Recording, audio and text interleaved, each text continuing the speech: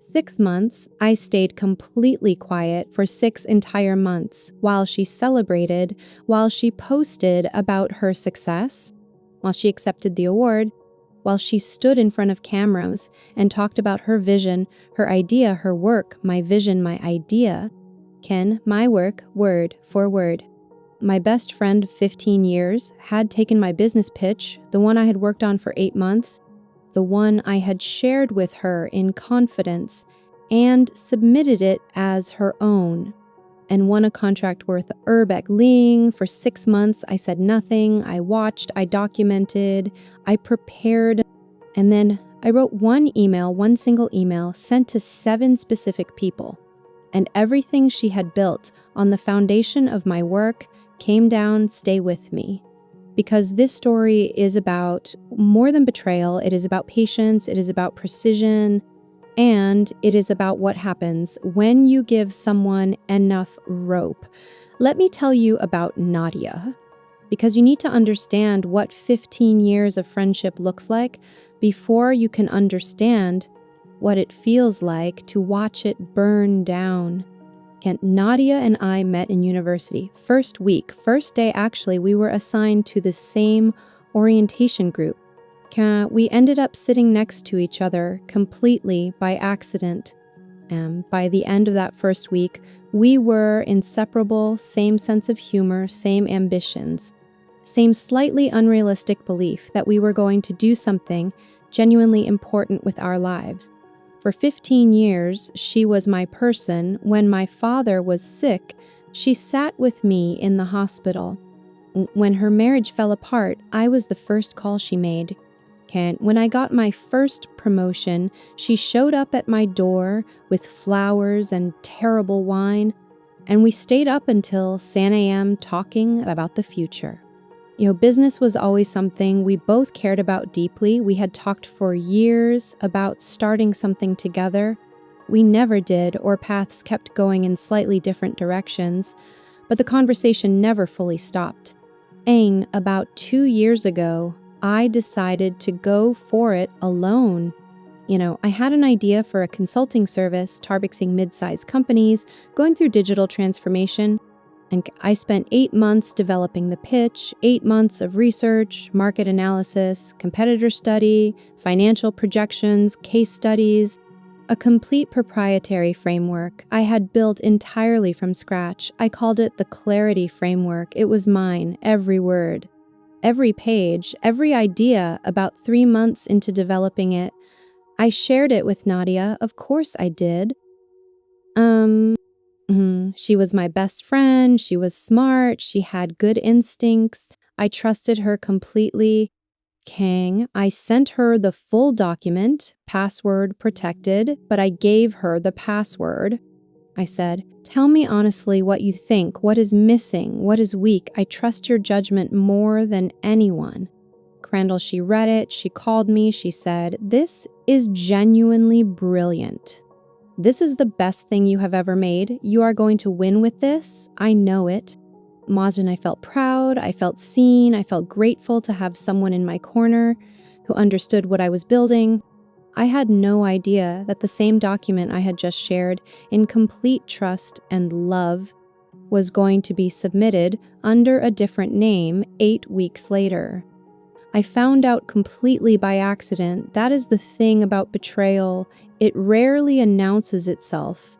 It hides until something small and random pulls back the curtain. I was at a networking event 3 months after I had shared my pitch with Nadia. I was talking to a woman, a senior director at a large company, who mentioned casually that her firm had recently signed a consulting contract with a new provider. Yeah, she said, they came in with this remarkable framework, very clear, very structured, something called the Clarity Framework. Have you heard of it? Voice goes very still. I stopped breathing for a moment. I said, "Who presented it?" Azul, she said a name, Nadia's name. I smiled. I said, "Oh, interesting. No, I haven't heard of it." Condi excused myself very shortly after, went to the bathroom, locked the door, sat on the edge of the sink. and pulled out my phone. I searched Nadia's company name, found her website, found her services page, and there it was, the Clarity Framework, described in language I recognized because I had written every single word of it.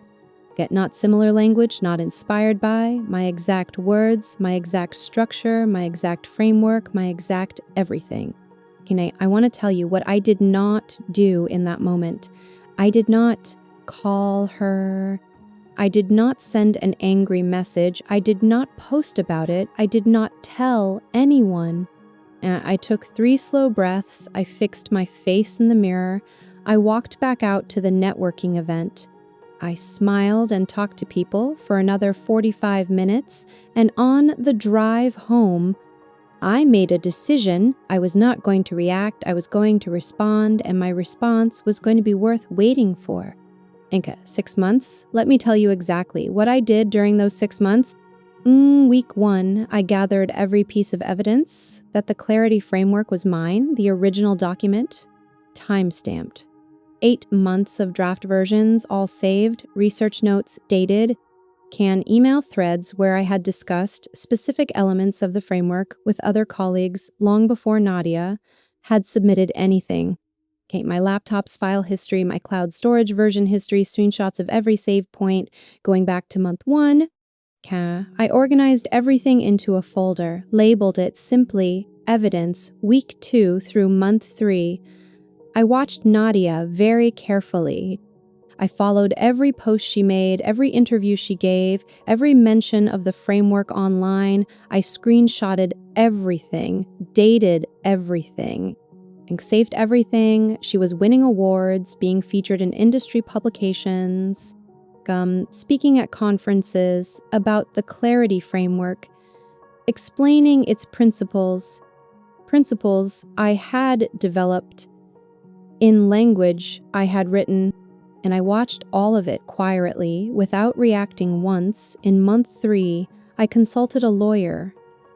Not dramatically, not expensively, just one consultation to understand exactly what I was dealing with. The lawyer looked at my documentation and said, "You have a strong case. The timestamps alone tell a very clear story. Do you want to pursue legal action?" I said, "Not yet. I want to try something else first." She said, "What?" Prasalai said, "I want to let her reputation build just a little more, so that when it falls, the fall means something." The lawyer looked at me for a moment, then said, "That is either very smart or very cold." I said both. Krasnaya identified 7 people who needed to know the truth, not the whole world, not a public post, not a viral call-out. 7 specific people, the director of the company that had awarded Nadia the R100 Arbet Ling contract, and 2 senior editors at the industry publications that had featured her work, and the organizer of the conference where she had spoken to potential clients. She was currently in conversations with, and one mutual colleague who I knew was considering bringing Nadia in as a partner on a major project. 7 people, each of whom had a direct professional stake in knowing that the framework they were celebrating did not belong to the person who was presenting it. Month 6, the preparation. In month 6, I drafted the email, not angry, not emotional, not a single word of personal feeling, professional, documented, precise. I attached the original time-stamped document. I attached 14 draft versions showing the framework's development over 8 months. I attached the email where I had sent Nadia the document with the date clearly visible, and I wrote clearly, factually, professionally exactly what had happened. I read it every day for 2 weeks. I removed any word that sounded emotional. I removed any word that sounded like revenge. And by the time I was done, it read like a legal brief, clean, clear, devastating. On a Monday morning, I pressed send and came to all 7 people. At the same time, the first response came within 40 minutes from the director of the company that had awarded the contract. He said, Thank you for bringing this to my attention. We will be investigating immediately. Please make yourself available for a follow-up conversation. Dando by end of day. I had heard from 5 of the 7. All professional, all serious, all requesting documentation, which I had already attached. The 2 publications pulled their features within the week. One issued a correction. One simply removed the content without comment. Okay, the conference organizer removed Nadia from their speakers page. The potential clients, both of them, withdrew from conversations with her. Ang, the colleague considering the partnership, sent me a private message saying, "I had no idea. Thank you for telling me." "I am sorry this happened to you," Nadia called me. "On the 3rd day, I let it ring." She called again. "Ken, I let it ring." She sent a message, long, emotional, defensive. She said she had been inspired by our conversations, that the framework had evolved from discussions we had together, that she had intended to credit me, but the timing had been complicated, that she was sorry I felt hurt.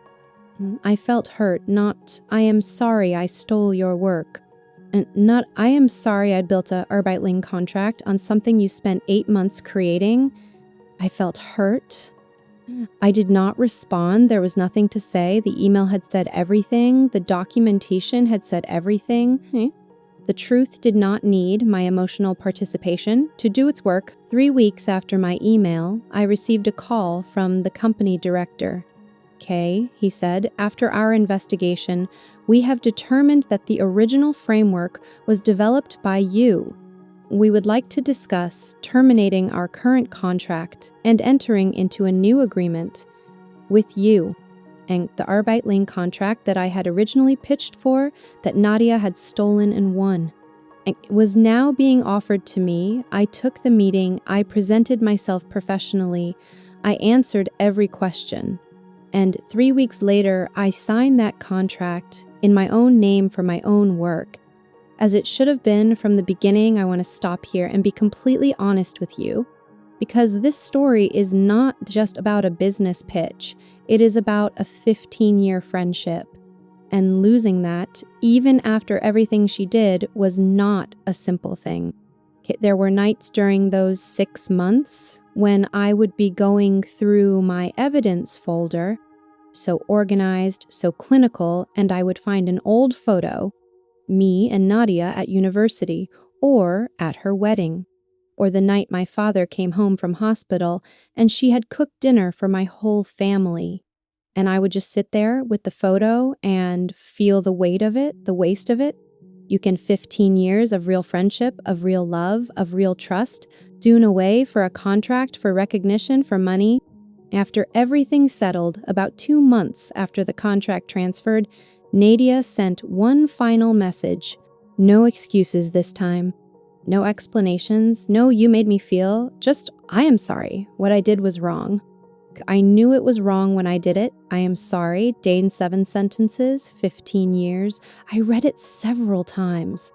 I did not respond, not because I was still angry, but because some apologies arrived too late to open any door. They can only acknowledge the door that has been permanently closed, and that door between me and Nadia was closed.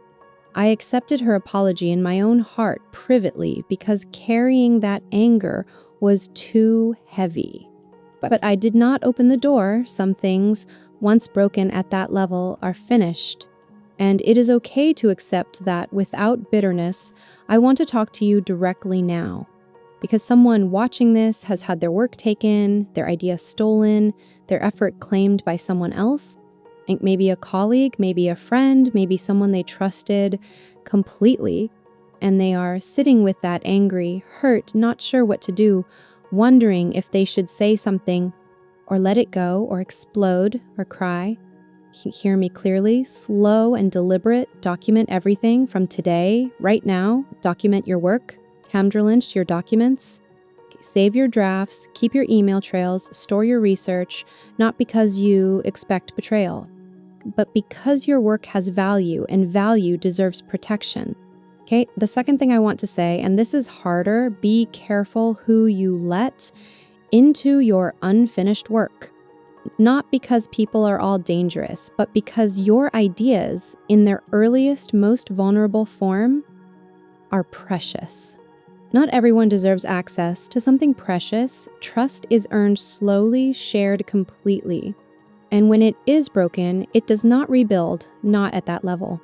And if someone has already taken something that belongs to you, do not react in the moment. Do not post. Do not call. Do not confront until you are completely ready. Gather your evidence. Know your facts. Connail facts. Identify who needs to know the truth. And when you are fully prepared, deliver the truth professionally, precisely, and without a single word of personal emotion. Because emotion gives people a way to dismiss you, facts properly documented give people no way out at all. If this story stayed with you, please share it with one person who needs to hear it. Subscribe if you are new here, Real Stories every single week, and drop a comment below. Has someone ever taken credit for your work or your idea? Tell me what happened. I am reading every single one. Your work is yours. Protect it, document it. And if someone takes it, be patient, be precise, and be devastating. See you in the next one.